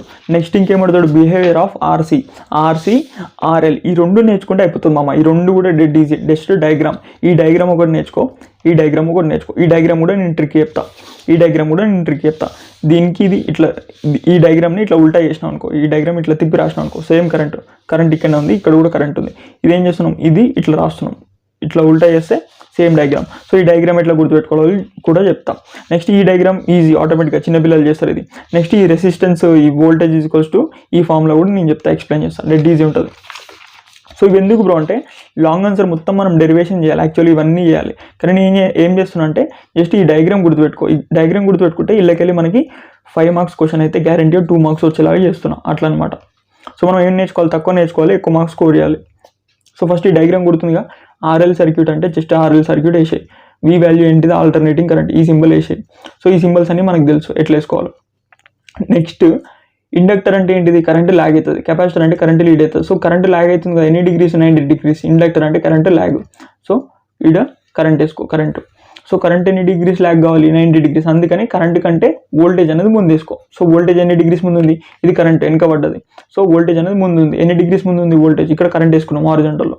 సో వోల్టేజ్ అనేది 90 డిగ్రీస్ ముందు ఉంది. ఓకేనా, సో ఇట్లా 90 డిగ్రీస్. సో వోల్టేజ్ అనేది 90 డిగ్రీస్ ముందు ఉంది. సో ఇప్పుడు మనం ఏం చేస్తామంటే వోల్టేజ్ ఇక్కడ వేసుకుంటాం, కరెంట్ ఇక్కడ వేసుకుంటాం, ఎందుకంటే ఇండక్టర్ ఉంది కదా ఈ క్వశ్చన్లో. సో ఉంది, ఓకే. నెక్స్ట్ ఇక్కడ రెసిస్టెన్స్ కూడా ఉంది కదా. సో ఇంపిడెన్స్ అని ఉంటుంది చూడు, జెడ్ వాల్యూ అనేది చేంజ్ అవుతుంది. సో జెడ్ వాల్యూ ఎట్లా చేంజ్ అవుతుంది బ్రో అంటే జెడ్ వాల్యూ V IZ అనుకుంటాం. IR బదులు జెడ్ అనుకుంటాం, ఎందుకంటే R ప్లస్లో ఇక్కడ జెడ్ ఉంటుంది అంతే. So V I into Z కదా. సో జెడ్ వాల్యూ ఏమవుతుంది బ్రో అంటే జెడ్ వాల్యూ ఏమవుతుంది అంటే √R² అంటే రెసిస్టెన్స్ స్క్వేర్ ప్లస్ ఇది XL స్క్వేర్. సో XL అంటే ఏంటిది, దీనికి రెసిస్టెన్స్ అనమాట. ఇది ఒక రెసిస్టెన్స్, ఇండక్టర్ని కూడా రెసిస్టెన్స్ లాగా కన్సిడర్ చేస్తాం. ఇది ఒక రెసిస్టెన్స్, ఇది కూడా ఏం చేస్తుంది, ఆల్టర్నేటివ్ కరెంట్ని అపోజ్ చేస్తుంది, ఆల్టర్నేటివ్ వోల్టేజ్ని అపోజ్ చేస్తుంటాయి కొన్ని. సో ఇప్పుడు మనం ఏం చేస్తుంది, దీని ప్రాపర్టీస్ ఆల్రెడీ మనకి యూనిట్ 1లో తెలుసు. సో ఇది కూడా ఒక రెసిస్టెన్స్ టైప్ అనుకో. సో దీని రెసిస్టెన్స్ ఏమైతే XL అవుతుంది. సో XL వాల్యూ ఎక్కడ ఉంది బ్రో అంటే XL అంటే ωL. So XL, so XL = ωL formula. So omega అంటే ఏంటిది, 2πf అని చెప్పిన ఇందాక. సో 2πf L అంటే హెన్రీస్లో మెజర్ చేస్తాం కదా ఇండక్టర్స్ని. సో అట్లా 2π, ఒమేగా అంటే 2πf, అదొక్కటి గుర్తుపెట్టుకో. XL ఎట్లా రాసుకోవచ్చు, ωL రాసుకోవచ్చు అట్లా అనమాట. నెక్స్ట్ దీన్ని ఎట్లా రాసుకోవచ్చు, XC అంటే కెపాసిటెన్స్ కదా. So cofactor. సో 1/ωc లాగా రాసుకోవాలి. XLని ఎట్లా రాసుకుంటాం, ωL, ఇది ωL, ఇది 1/ωc అట్లా రాసుకుంటాం. సో కెపాసిటర్ ఒకటి రెసిప్రోకల్ లాగా రాసుకుంటాం. సో 1/, దీని ఏమనుకోవచ్చు, ఒమేగాని 2πf అనుకోవచ్చు. సో అట్లా ఈ XC ఫార్ములా వచ్చింది. ఇక్కడ ఏమవుతుంది, రెసిస్టెన్స్, టోటల్ రెసిస్టెన్స్ ఏమవుతుంది, ఎందుకంటే రెండు ఉన్నాయి, రెండింటిని కలిపి రాయాలి resistance. So V IZ. So Z value ఏమవుతుంది, √R², ఎందుకంటే R ఉంది కదా రెసిస్టెన్స్. సో R² ప్లస్ ఇది XC² చేయాలి. అంటే నీకు ఇది గుర్తులేదు, జస్ట్ XC² అని రాసుకో, XC² ఎట్లా రాసినావు అనుకో. ఇది టోటల్ జెడ్ వాల్యూ అని చెప్పినావు అనుకో. ఈ డయాగ్రామ్ వేసినావు అనుకో, నీకు ఫుల్ మార్క్స్ పడతాయి అంతే. అంటే ఫుల్ మార్క్స్ అంటే ఇది 5 మార్క్స్ క్వశ్చన్ అనుకో, నీకు ఎన్ని పడతాయి, మినిమం 2 మార్క్స్ పడతాయి మామ. సో ఇది ఇంపార్టెంట్, ఇవే ఇంపార్టెంట్ కాబట్టి ఈ ఇంపార్టెంట్ మొత్తం రాసిరా. దాని గురించి నీకు ఇష్టం వచ్చింది ఎక్స్ప్లెయిన్ చేయి. కరెంట్ లాగ్ అవుతుంది అట్లా ఏదో ఒకటి ఎక్స్ప్లెయిన్ చేయి. సో కెపాసిటర్ కాబట్టి కరెంట్ లీడ్ అవుతుంది, ఇక్కడ కరెంట్ అనేది లీడ్ అవుతుంది, కరెంట్ ఇట్లా లీడ్ అవుతుంది. వోల్టేజ్ ఎక్కడ ఉండాలి, 90 డిగ్రీస్ వెనకాల ఉండాలి. సో 90 డిగ్రీస్ వెనకాల వోల్టేజ్ ఉంది. ఈ రెండింటికి కామన్గా ఇంకోటి వోల్టేజ్ రాసుకోవాలి, ఎందుకంటే ఇక్కడ రెసిస్టెన్స్ కూడా ఉందిగా. సో ఇట్లా ఒకటి రాసుకో వోల్టేజ్, ఇక్కడ కూడా వోల్టేజ్ రాసుకో. సో ఈ డయాగ్రామ్ని ఇట్లా ఉల్టా చేస్తేనే ఈ డయాగ్రామ్ అవుతుంది. నెక్స్ట్ సో RL బిహేవియర్ అంటే ఇవన్నీ రాసాయి, సో Z ఏమవుతుంది, Z √R² ప్లస్ XL², ఇక్కడ R² plus XC². So XC formula 1/ωc, ఇది ωL. L ఎందుకంటున్నాం, ఇండక్టర్ కాబట్టి. C ఎందుకంటున్నాం, కెపాసిటర్ కాబట్టి. ఏం మాట్లాడుతున్నావురా, నరాలు కట్ అయిపోయింది. సో నెక్స్ట్ ఇంపార్టెంట్ క్వశ్చన్ మామ, ఇదే లాస్ట్ క్వశ్చన్, ఇదే ఇంపార్టెంట్ క్వశ్చన్. సో ఇక్కడ ఏం అడుగుతాడు అంటే స్టార్ కనెక్షన్ కానీ డెల్టా కనెక్షన్ కానీ అడుగుతాడు. సో స్టార్ అన్న డెల్టా అన్న. సో ఇక్కడ క్వశ్చన్ చూసుకోవాలి, స్టార్ కనెక్షన్ అడిగిండు. సో లాంగ్ ఆన్సర్ రాసేసేయాలి ఎట్లా ఈ డయాగ్రామ్. సో ఇదంతా నేను స్టెప్ బై స్టెప్ చేసుకుంటే చెప్తాను, ఎందుకంటే ఇది చెప్పిన మనకు అర్థం కాదు, జస్ట్ చేసుకుంటూ పోతే అర్థమవుతుంది. సో ఇది ఏం చేయాలంట, స్టార్ కనెక్షన్ మనము వోల్టేజ్ కరెంట్ రిలేషన్ చెప్పాలంతే. లైన్ వోల్టేజ్, ఫేజ్ వోల్టేజ్ అని రెండు ఉంటాయి మామ. Line voltage, phase voltage, line current, phase current, ఈ 4 రిలేషన్స్ అంటే ఈ రెండు వోల్టేజ్ కరెంట్, కాకపోతే లైన్ ఫేజ్ ఉంటుంది, వోల్టేజ్ కరెంట్, 2 టాపిక్స్. సో ఈ రిలేషన్ చెప్పడంనే మనం ఈ ఆన్సర్ మామ. సో ఈ రిలేషన్స్ ఎక్స్ప్లెయిన్ చేయాలన్నమాట. ఈ రిలేషన్స్ ఎట్లా వచ్చినాయి, ఈ డయాగ్రామ్ని బట్టి రిలేషన్ ఎట్లా వచ్చింది. ఇది స్టార్ కనెక్షన్. నెక్స్ట్ ఇంకోటి ఏంటిది, delta connection. So delta connection just ఇది చేసుకుంటూ పోయినా మనకు అర్థమవుతుంది. సో ఇది ఎట్లా చేసుకోవాలి, దీనికి షార్ట్ ట్రిక్స్ కూడా ఉన్నాయి నా దగ్గర, షార్ట్ ట్రిక్స్ చెప్తాం, ఎందుకంటే ఇవన్నీ సింప్లిఫికేషన్ మనకు రాదు కదా. సో షార్ట్ ట్రిక్స్తోనే చెప్తా. ఈ సింప్లిఫికేషన్ కూడా ఎట్లా చేయాలి చెప్తాం. సో ఫస్ట్ ఎగ్జామ్లో ఈ క్వశ్చన్ 4 టైమ్స్ అడిగాడు 5 మార్క్స్కి. ఏమడుగుతాడు, derive the relation between phase and line voltage and currents. So phase, line, voltage, currents అడుగుతారు అంతే సింపుల్గా. సో 3 ఫేజ్ సప్లై ఏమడుగుతాడు, relation between phase and line అడుగుతారు, అన్నిటికీ ఫేజ్ అండ్ లైన్ అడుగుతారు. కాకపోతే ఈ కనెక్షన్ గుర్తుపెట్టుకోవాలి, స్టార్ కనెక్షన్ అంటే స్టార్కి ఇది ఒక్కటే వేసేయాలి. ఒకవేళ డెల్టా కనెక్షన్ అడిగితే ఇది ఒక్కటి వేసేయాలి. ఒకవేళ 2 అడిగింది అనుకో, స్టార్ డెల్టా 2 అడిగితే రెండింటికి ఈ లైన్ ఫేజ్ రిలేషన్ చెప్పాలి అట్లా. సో ఫస్ట్ వన్ ఏది చూపిస్తాం మామ, star connection. So star connection ఏమన్నాడు, 3 వైర్స్ అంట. స్టార్ కనెక్షన్ ఎట్లా చేస్తాం, ఫస్ట్ 3 వైర్స్ తీసుకోవాలి. 3 వైర్స్ అంటే ఒకటి red wire, R, Y, B, 3 wires ఉంటాయి. రెడ్ అంటే రెడ్ వైర్, ఆర్ అంటే రెడ్ వైర్, వై అంటే ఎల్లో వైర్, బి అంటే brown wire. So 3 wires. So first wire తీసుకున్నాం. సో ఇది ఇండక్టర్ సింబల్ వేయాలి, ఇండక్టర్. సో ఇట్లా చూడు డయాగ్రామ్ చూడు. సో ఫస్ట్ వైర్, నెక్స్ట్ ఇది R wire, next Y wire తీసుకో. So Y wire, so Y, ఓకేనా. నెక్స్ట్ ఇంకొక వైర్ ఏం తీసుకోవాలి, బి వైర్. సో ఇది ఏ షేప్లో వేస్తున్నాం, స్టార్ షేప్లో వేస్తున్నాం. సో ఆర్వైబి ఇట్లా తీసుకున్నాం కదా. ఇప్పుడు ఒక మాట చెప్తా, ఇక్కడ కరెంటు పోతుంది మామ, ఇక్కడ నుంచి ఒక కరెంటు పోతుంది అనుకుందాం. సో ఇక్కడ నుంచి కరెంటు పోతుంటే ఇక్కడ కరెంట్ ఏమవుతుంది, లైన్ ఇది ఫేజ్ కరెంట్ అవుతుంది, ఫేజ్ పిఐ, ఐపి అని రాద్దాం. సో ఐపి ఇది ఫేజ్ కరెంట్. ఇక్కడ కరెంట్ పోతుంది, ఈ కరెంట్ ఏమవుతుంది, లైన్ కరెంట్ అవుతుంది, అంటే ఐఎల్. సో ఇది లైన్ కరెంట్, ఇది ఫేజ్ కరెంట్. సో ఇప్పుడు కరెంట్ ఎప్పుడైనా సరే ప్యారలల్లో డివైడ్ అవుతుంది మామ. ఇప్పుడు కరెంట్ ఇట్లా పోతుంది, ఇక్కడ ఒక రెసిస్టర్ ఉంది, ఇంకొక రెసిస్టర్ ఉంది. సో కరెంట్ అనేది ఇట్లా పోతుంది మామ, ఇళ్ళకెళ్ళి కరెంట్ పోతుంది. సో ఇక్కడ కరెంట్ ఏమవుతుంది, డివైడ్ అవుతుంది. ఎప్పుడు ప్యారలల్ కనెక్షన్ ఉన్నప్పుడు డివైడ్ అవుతుంది. కానీ ఇక్కడ నుంచి ఇది ఫేజ్ కదా, ఈ ఫేజ్ లైన్. సో ఇక్కడ నుంచి ఇక్కడికి ఏమైనా ప్యారలల్ కనెక్షన్ ఉందా, ఏం లేదు, ఈ సిరీస్లో ఉంది ఇక్కడ నుంచి ఇక్కడికి, అంతే కదా. ఇదంతా ఒకటే వైర్ కదా, ఇదంతా ఒకటే వైర్. సో ఇప్పుడు కరెంట్ అంటే ఏ కరెంట్, ఇది phase current. Phase current equals to line current అవుతుంది. ఈ డయాగ్రామ్ని బట్టి చెప్తున్నా, phase current equals to line current, అంతే కదా. Phase current equals to line current, అంతే కదా, ఈ డయాగ్రామ్ని బట్టి.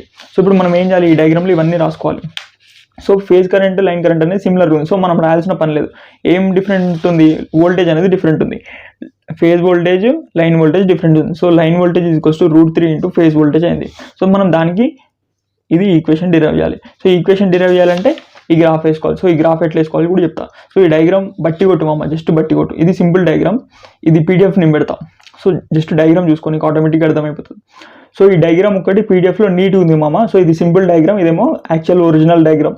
సో జస్ట్ ఈ డయాగ్రామ్ రాసే మామ. ఈ డయాగ్రామ్ రాసేసి ఇప్పుడు నేను ఏమని చెప్పిన, కరెంట్ అనేది సిమిలర్ ఉంది, అంటే కరెంట్ సిమిలర్ ఉంది అంటే వోల్టేజ్ అనేది డిఫరెంట్ ఉంది. సో మనం వోల్టేజ్ ఫార్ములా డిరైవ్ చేయాలి. సో వోల్టేజ్ ఇప్పుడు line current is equals to phase current, అంతే కదా. నెక్స్ట్ ఏంటిది, line voltage. Line voltage is equals to, ఈ రెండు సేమ్ అయినాయి అంటే ఇది సేమ్ కాదని అర్థం. సో ఏమొస్తుంది, √3 ఇంటూ ఫేజ్ వోల్టేజ్ వస్తుంది. ఫేజ్ వోల్టేజ్ వస్తుంది అంటే వోల్టేజ్కి మనం డిరైవ్ చేయాలి. సో వోల్టేజ్కి డిరైవ్ చేయాలంటే ఇక్కడ గ్రాఫ్ వేసుకోవాలి. గ్రాఫ్ ఎట్లా వేసుకుంటాం ఈ గ్రాఫ్ వేసుకుంటాం, ఆర్వైబి ఈ గ్రాఫ్ వేసుకుంటాం. సో అన్ని ఎట్లా ఉండాలి, ఈ యాంగిల్ ఉండాలి, 120 డిగ్రీస్లు ఉండాలి గ్యాప్. సో ఆర్వైబి ఇట్లా వేసుకోవాలి మామ, ఆర్వైబి ఇట్లా వేసుకోవాలి. వేసుకున్న తర్వాత ఏం చేయాలంటే నెక్స్ట్ పని, ఏదైనా ఒక దానికి నెగిటివ్ తీసుకో. ఇప్పుడు ఈ గ్రాఫ్ ఉంది కదా మామ, ఈ గ్రాఫ్లో ఈ వైకి నెగిటివ్ తీసుకున్నాం అంటే ఆపోజిట్ సైడ్ తీసుకున్నాం. సో నేనేం చేస్తున్నాను, -y.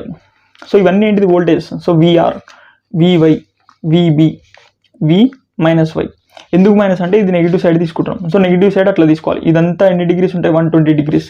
దీనికి 120 డిగ్రీస్, ఇదంతా 120 డిగ్రీస్. సో ఆర్వైకి 120, వైబికి 120 డిగ్రీస్, బిఆర్కి 120 డిగ్రీస్ గ్యాప్ ఉండాలి. సో నెక్స్ట్ ఇక్కడ ఏం తీసుకున్నాం, ఇట్లా తీసుకున్నాం. సో వై అనేది ఇట్లా ఆపోజిట్ తీసుకున్నాం. ఆపోజిట్ తీసుకున్నప్పుడు -v అంటే ఇది ఒక వోల్టేజ్ అనమాట, వోల్టేజ్ లాగా తీసుకోవాలి. సో వోల్టేజ్ ఎందుకు తీసుకున్నప్పుడు అంటే మనం ఇప్పుడు డిరైవ్ చేయాల్సింది వోల్టేజ్ రిలేషన్షిప్. సో -vy తీసుకున్నాం. సో దీనికి మధ్యలో యాంగిల్ ఏమవుతుంది, 60 డిగ్రీస్ అవుతుంది. ఎందుకంటే ఇది ఆపోజిట్ ఇట్లా కట్ చేస్తుంది, అంటే దీన్ని కట్ చేస్తుంది. ఇది 120 డిగ్రీస్, దీంట్లో సగం కట్ చేసి ఏమవుతుంది, 60 డిగ్రీస్. ఈ 60 డిగ్రీస్లో ఏం చేయాలి, ఈ రెండింటికి రిలేషన్ చేయాలి.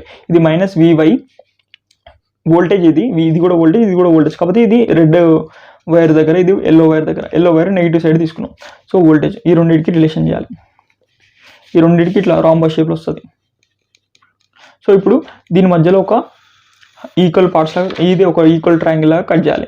సో ఇది 60 డిగ్రీస్, దీనికి 60 డిగ్రీస్. ఇప్పుడు ఈక్వల్గా కట్ చేసినాం కాబట్టి ఇది 30 డిగ్రీస్ అవుతుంది. జస్ట్ ఇది డయాగ్రామ్ అక్కడ పెట్టేసాం అమ్మ. ఈ డయాగ్రామ్ ఎట్లా వేయాలో చెప్పినంతే. ఈ డయాగ్రామ్ ఇక్కడ పెట్టేసాయి, ఈ డయాగ్రామ్ ఇక్కడ పెట్టేసాయి, ఈ డయాగ్రామ్ పెట్టేసాయి, ఈ డయాగ్రామ్ పెట్టేసాయి. ఏమంటారు ఆన్సర్ రాసేటప్పుడు. నెక్స్ట్ ఏం చేయాలంటే ఇది డిరైవ్ చేయాలి. ఇది ఎట్లా డిరైవ్ చేస్తారు అంటే విఎల్ ఇక్కడ రాసుకో యాస్టీస్. సో విఎల్ఏ కదా ఫార్ములా, లైన్ వోల్టేజ్ అంటే VL. So line voltage equals to √3. So √3 ముందే రాయకు, √, ఇట్లా రాసేసి దేనికి విఆర్ విబికి రిలేషన్ చేస్తున్నాం. సో ఇది వివై, ఇది విఆర్. ఓకే, ఇది విబి డయాగ్రామ్ కొట్టేసి. సో వైఆర్కి రిలేషన్ చేస్తున్నాం అంటే వోల్టేజ్ ఆఫ్ ఆర్ వై వస్తుంది ఇక్కడ, ఆర్వై. ఇది ఆర్ కదా, ఇది వై. సో ఇది రెండింటికి రిలేషన్ ఏమవుతుంది, voltage of RY. So voltage of RY ఇక్కడ ఉంది చూడు. సో ఇప్పుడు మనం దీనికి రిలేషన్ తీసుకురావాలి. ఆర్వై కదా, ఇక్కడ చూడు ఫార్ములాలో R Y, V R V Y, V R V Y. ఈ డయాగ్రామ్స్ ఇక్కడ రాసేయాలంటే ఈ ఫార్ములాలో. ఈ డయాగ్రామ్ వేసుకొని ఈ ఫార్ములాలో ఇది పెట్టేసి అంతే. లైన్ వోల్టేజ్ ఆఫ్ డైరెక్ట్ ఇక్కడ లైన్ వోల్టేజ్ అని రాయమమ్మ. ఇక్కడ ఆర్వై ఉంది చూడు, అదంతా అవసరం లేదు. జస్ట్ లైన్ వోల్టేజ్ అని రాసుకో, విఎల్ అని రాసుకో. విఎల్ ఈక్వల్స్ టు √, ఏమని రాయాలి, ఆర్ విఆర్ స్క్వేర్ ప్లస్ ఇదేంటిది VY square plus 2VRVY 2VR అంటే A² + B² + 2AB ఆ ఫార్ములా రాస్తున్నాం 2AB. సో ఈ రెండింటికి మధ్యలో ఏమవుతుంది cos 30 అవుతుంది. 30 డిగ్రీసే కదా, ఈ 30 డిగ్రీస్ ఉంది కదా, సో 60 డిగ్రీస్ రాసుకుంటాం ఎందుకంటే దీనికి 60 డిగ్రీస్ ఉంది. సో 60 డిగ్రీస్ ఉంది కదా, సో 60 డిగ్రీస్ రాసుకోవాలి. దీని వాల్యూ ఎంత ఏమవుతుంది, cos 60 డిగ్రీస్ అంటే 1/2 అవుతుంది. So cos 60 degrees 1/2. సో దీన్ని ఇట్లా డిరైవ్ చేసినప్పుడు బిల్డప్ ఇవ్వాలి మామ. సో ఇది ఈజీ ట్రిక్ చెప్తున్నాను అనమాట. సో ఇది యాక్చువల్గా సేమ్ ఉంటుందని తెలుసు మనకి, ఇది సేమ్ ఉంటుందని తెలుసు. నెక్స్ట్ ఏంది, ఇది ఒక్కరి డిఫరెంట్ ఉంటుంది. సో ఇది ఏంటిది, line voltage. So line voltage ఇక్కడ రాసుకో, ఈ ఫార్ములా డిరైవ్ చేయాలి కదా. సో డైరెక్ట్ ఇది రాయకుండా √, ఈ డయాగ్రామ్ని బట్టి VR ఉంది, సో VR², ఇక్కడ VY ఉంది, so VY² + A² + B² + 2AB ఫార్మేట్లో రాసుకో. ఇక్కడ ఏం రాయాలి, cos 60 డిగ్రీస్ రాయాలి ఎందుకంటే ఈ రెండింటికి మధ్యలో 60 డిగ్రీస్. సో VR² VY² ఇట్లా డిరైవ్ చేస్తున్నాడు, బిల్డప్ ఇవ్వాలి. సో VR VY ఇది ఏమవుతుంది, 1/2 అవుతుంది. సో నెక్స్ట్ ఏం రాయాలి, ఇదన్నీ సింప్లిఫై చేసినట్టు చెప్పాలి. సింప్లిఫై చేసినట్టు చెప్పి ఇక్కడ 3 కామన్ వస్తుందని చెప్పాలి. ఈ రెండింటిని ఏమనుకుంటున్నాం, ఈ రెండు సేమ్. సో ఈ రెండు వాల్యూస్ సేమ్ కాబట్టి VR VY ఉంది కదా, ఈ అన్నిటికీ మ్యాగ్నిట్యూడ్స్ అనేది సేమ్. మ్యాగ్నిట్యూడ్ సేమ్ కాబట్టి వీటన్నిటిని ఫేజ్ అనుకుంటాం ఎందుకంటే ఇది V ఫేజ్ కదా, V phase. So V phase square plus ఇది VP, ఇది VP లాగా కన్వర్ట్ అవుతుంది ఎందుకంటే రెండు అనేది సేమ్ కదా మ్యాగ్నిట్యూడ్. సో ఇది ఏమవుతుంది, మామూలుగా VP తీసేసాయి, ఇది V² + 2 V × V ఏమవుతుంది, ఇది V అనుకో, ఇది V అనుకో. సో V × V V² అవుతుంది. సో V × V V² లాగా రాసుకున్నాం. ఇది ఏమైంది, ×1/2. సో ఇక్కడ 2 ఉంది, ఇక్కడ 1/2 ఉంది. సో /2 × 2 క్యాన్సల్, /2 × 2 క్యాన్సల్, ఇక్కడ V² మిగిలింది. So VL = so V² + V², ఇది ఒక V². సో 3 V² ఉన్నాయి. సో VL = 3 V² యాడ్ చేస్తే ఏమవుతుంది, √3V² అవుతుంది. సో స్క్వేర్ ఇది రూట్ క్యాన్సిల్ అయిపోతుంది, ఈ √3 అట్లనే ఉంటుంది. సో దీన్ని ఏమని రాసుకోవచ్చు, √3V² ఏమని రాసుకోవచ్చు, √3 × √V² అని రాసుకోవచ్చు. సో స్క్వేర్ ఇది క్యాన్సిల్ అయిపోతుంది, సో √3V అవుతుంది. So VL = √3V. ఈ వీని ఏమనుకుంటున్నాం, V ఫేజ్ అనుకుంటున్నాం మనం. అందుకని ఇక్కడ VR VY ఇవన్నీ రిప్లేస్ చేసి V ఫేజ్ అని రాస్తాడు చూడు. VR VY ఇవన్నీ రిప్లేస్ చేసి ఏమన్నా రాస్తుండే, VP అని రాస్తుండే. VP అంటే V phase. So V phase. So అన్నిటిని ఇట్లా సింప్లిఫై చేసినట్టు బిల్డప్ చేసి లాస్ట్కి √3VP అని రాయాలి. ఇట్లా రాస్తే ఏమవుతుంది, నీకు ఫుల్ మార్క్స్ పడుతుంది, నువ్వు డెరైవ్ చేసినట్టు అనమాట. ఏం డెరైవ్ చేసినావు, లైన్ వోల్టేజ్ = ఇక్కడ VL అని రాసుకోవాలి ఎందుకంటే ఇది నీకు తెలుసు ఆటోమేటిక్గా. ఈ డయాగ్రామ్ని బట్టి ఇక్కడ current, phase current, line current equal ఉంది. So line current = phase current, ఇది ఒకటి రాసే 1 మార్క్ పడుతుంది. నెక్స్ట్ ఇది డిరైవ్ చేయాలి. డిరైవ్ చేయాలంటే ఫస్ట్ ఈ డయాగ్రామ్ వేసుకోవాలి. ఈ డయాగ్రామ్ కూడా ఎట్లా వేసుకోవాలో చెప్పిన, RYB సీక్వెన్స్ చేయాలి. 120 డిగ్రీస్ వేసుకోవాలి. ఇక్కడ Y నెగిటివ్ తీసుకోవాలి, Y నెగిటివ్ తీసుకొని ఇది 60 డిగ్రీస్ అనుకోవాలి. నెక్స్ట్ దీనికి Rకి Yకి రిలేషన్ చేయాలి. అంటే ఇట్లా డాటెడ్ లైన్స్ వేసి ఇక్కడ ఈ ఫార్ములా వేసాలి. ఈ formula √A² + B² + 2AB cos 60 degrees. దీన్ని సింప్లిఫై చేసినట్టు యాక్టింగ్ చేసి √3VP అని వేసుకోవాలి. VP అంటే ఫేజ్, V అంటే లైన్. సో ఈ ఫార్ములా వచ్చేస్తుంది మనకి ఈజీగా ఈ డయాగ్రామ్ని బట్టి. ఇది లాంగ్ ఆన్సర్, ప్రీవియస్లో ఎన్ని టైమ్స్ రిపీట్ అయింది, 4 టైమ్స్ రిపీట్ అయింది. నెక్స్ట్ డెల్టా కనెక్షన్ మామ. సో డెల్టా కనెక్షన్లో ఏమవుతుంది, వోల్టేజ్ అనేది సేమ్ ఉంటుంది మామ. ఇప్పుడు చూపిస్తాం. సో దీనికి కూడా సేమ్ డయాగ్రామ్ మామ. సో ఎట్లుంది, ఇక్కడ కరెంట్ రిలేషన్ తీసుకొస్తాం. కరెంట్ రిలేషన్ ఎందుకు తీసుకొస్తున్నాం బ్రో, ఇవన్నీ IBY, IE, IRY, IRB. So I relation తీసుకుంటాం. ఐ రిలేషన్ ఎందుకు తీసుకుంటున్నాం బ్రో, అక్కడ వోల్టేజ్ తీసుకున్నావు అంటే ఇక్కడ ఏమవుతుంది, మనకి voltage, phase voltage, line voltage అనేది సిమిలర్ ఉన్నాయి. సో కరెంట్ అనేది డిఫర్ అవుతుంది. సో డయాగ్రామ్ వేసుకోవాలి ఫస్ట్, డయాగ్రామ్ని బట్టి ఆన్సర్ వస్తుంది. ఒక మంచి నీట్ పేజ్లో తీసుకున్నాం. సో డయాగ్రామ్, డెల్టా కనెక్షన్ అంటే ఇట్లా ఉంటుంది, ట్రయాంగిల్ షేప్. ఈ డయాగ్రామ్ ఒక్కటి గుర్తుపెట్టుకోమా, డయాగ్రామ్ గుర్తుపెట్టుకుంటే ఆటోమేటిక్ ఆన్సర్ వస్తుంది. RYB. సో 3 ఇట్లా కనెక్ట్ చేస్తున్నాం. ఇక్కడ వోల్టేజ్ ఎంత ఉందో ఈ లైన్ వోల్టేజ్ కూడా సేమ్ ఉంటుంది చూడు, సిమిలర్. సో వోల్టేజ్ అనేది ఎప్పుడైనా సరే ప్యారలల్లో సేమ్ ఉంటుంది. ఇది R, ఇది R వైర్, ఇది Y వైర్, నెక్స్ట్ ఇది B wire. So RYB wire అంతే కదా, ఇదే డయాగ్రామ్ ఇక్కడ వేసిన. So RYB wire. ఇక్కడ మనం ఏమైనా ఏ యూనిట్లో నేర్చుకున్నాం, యూనిట్ 1లో నేర్చుకున్నాం. సో ప్యారలల్లో వోల్టేజ్ అనేది సిమిలర్ ఉంటుంది. సో సిరీస్లో వోల్టేజ్ అనేది డ్రాప్ అవుతుంటుంది. సో ఇది ప్యారలల్, ఇది ప్యారలల్, ఇది లైన్ వోల్టేజ్, ఇది ఫేజ్ వోల్టేజ్. ఎందుకు ఫేజ్ వోల్టేజ్ అంటే ఇక్కడ ఇది ఉంది కదా ఇండక్టర్. సో ఇక్కడ ఫేజ్ వోల్టేజ్ మెజర్ చేస్తాం. సో ఇది phase voltage, line voltage. So ఈ డయాగ్రామ్ని బట్టి ఫేజ్ వోల్టేజ్, లైన్ వోల్టేజ్ అంటే వోల్టేజ్ అనేది ప్యారలల్లో సిమిలర్ ఉంటుంది. సో ఈ వోల్టేజ్ సిమిలర్ ఉన్నాయి అంటే లైన్ వోల్టేజ్ = ఫేజ్ వోల్టేజ్. ఇప్పుడు మనం డిరైవ్ చేయాల్సింది ఏంది, line voltage of line = phase voltage. ఇది వచ్చింది కదా. నెక్స్ట్ ఇప్పుడు మనం ఏం డిరైవ్ చేయాలి, ఇది డిరైవ్ చేయాలి. Line current = √3 × phase current. ఇట్లా డిరైవ్ చేయాలి. ఎట్లా డిరైవ్ చేస్తాం బ్రో అంటే దీనికి ఫార్ములా వేసుకుంటాం మనం. Same line current equals to √A² + B² + 2AB cos 60 degrees. So cos 60 degrees అనుకో. ఈ ఏ ప్లస్ ఏం పెడతావు, ఐ పెడతావు, IR నేను IY అనుకుంటున్నాను, IR సో రిలేషన్ తీసుకోవాలి, IR IY RB RY ఇట్లా రిలేషన్ ఇష్టం వచ్చిన రిలేషన్ తీసుకో. ఎట్లా తీసుకుంటావు బ్రో అంటే ఈ డయాగ్రామ్ వేసుకో, ఇష్టం వచ్చిన డయాగ్రామ్ వేసుకో, నీ ఇష్టం ఏదైనా వేసుకో. ఇందాకడితే ఇట్లా తిప్పేసుకో, ఇందాకడితే మామ ఈ డయాగ్రామ్ ఉంది కదా, సేమ్ ఇదే డయాగ్రామ్ వేసుకో. ఇట్లా వేసుకోకుండా ఈ సేమ్ ఇట్లనే వేసుకో, డయాగ్రామ్ ఇట్లనే వేసుకొని ఈ వాల్యూస్ చేంజ్ చేసే అంతే. ఈ ఆర్ బదులు వి ఉంది కదా, విఆర్ ఉంది కదా, విఆర్ బదులు ఏమని పెట్టుకో IRB ఎట్లా నీ ఇష్టం వచ్చిన నెంబర్ పెట్టుకో. వాడు ఏమి అంత చెక్ చేయడు డయాగ్రామ్ని. సో ఇక్కడ ఏం రాయాలి, సేమ్ ఈ వాల్యూస్ రాసేసి I² RB బదులు RY RA సంథింగ్ నీ ఇష్టం వచ్చింది పెట్టుకో. కాకపోతే RYB ఈ మూడిట్లో కాంబినేషన్ ఏదో ఒకటి ఇక్కడ పెట్టేసి వీటన్నిటికీ రిలేషన్ రాస్తున్నట్టు బిల్డప్ చేయి. ఇదంతా ఈక్వేషన్ చేస్తున్నట్టు బిల్డప్ చేయి. దీన్ని ఏమనుకుంటాం, ఫేజ్ కరెంట్ అనుకుంటాం. ఫేజ్ కరెంట్ కాబట్టి IP. సో దీన్ని ఏం రిప్లేస్ చేస్తాం, I²P. దీన్ని ఏం రిప్లేస్ చేస్తాం, I²P. P అంటే ఫేజ్ కరెంట్. దీన్ని ఏమంటాం 2 × IP × IP. IP × IP ఏమవుతుంది, IP² అవుతుంది, IP². ఇక్కడ డివైడ్ బై 2 × 2 క్యాన్సిల్ అయిపోతుంది. సో 3 అడిషన్ చేస్తే ఏమవుతుంది 3 × IP². దీని వాల్యూ ఏమవుతుంది √3 × √IP². సో స్క్వేర్ ఇది క్యాన్సిల్ అయిపోతుంది. So √3 IP. IP అంటే phase voltage equals to IR అంటే ఏంది, లైన్ వోల్టేజ్ అనుకోవాలి. సో అట్లా చెప్పేసాలి. అట్లా డైరెక్ట్ ఇక్కడ L రాసిన అనుకో అయిపోతుంది, R బదులు L రాసిన అయిపోతుంది. సో ఏమని చెప్పాలి, line voltage line current equals to √3 × phase current అట్లా చెప్పేసి అయిపోతుంది. సో డయాగ్రామ్ని బట్టి నీకు ఏది ఈక్వల్ ఉందో తెలుస్తుంది, ఫేజ్ వోల్టేజ్ లైన్ వోల్టేజ్ ఏది ఈక్వల్ ఉందో తెలుస్తుంది. నాన్న పందులే గుంపుగా వస్తాయి, సింహం సింగిల్గా వస్తుంది.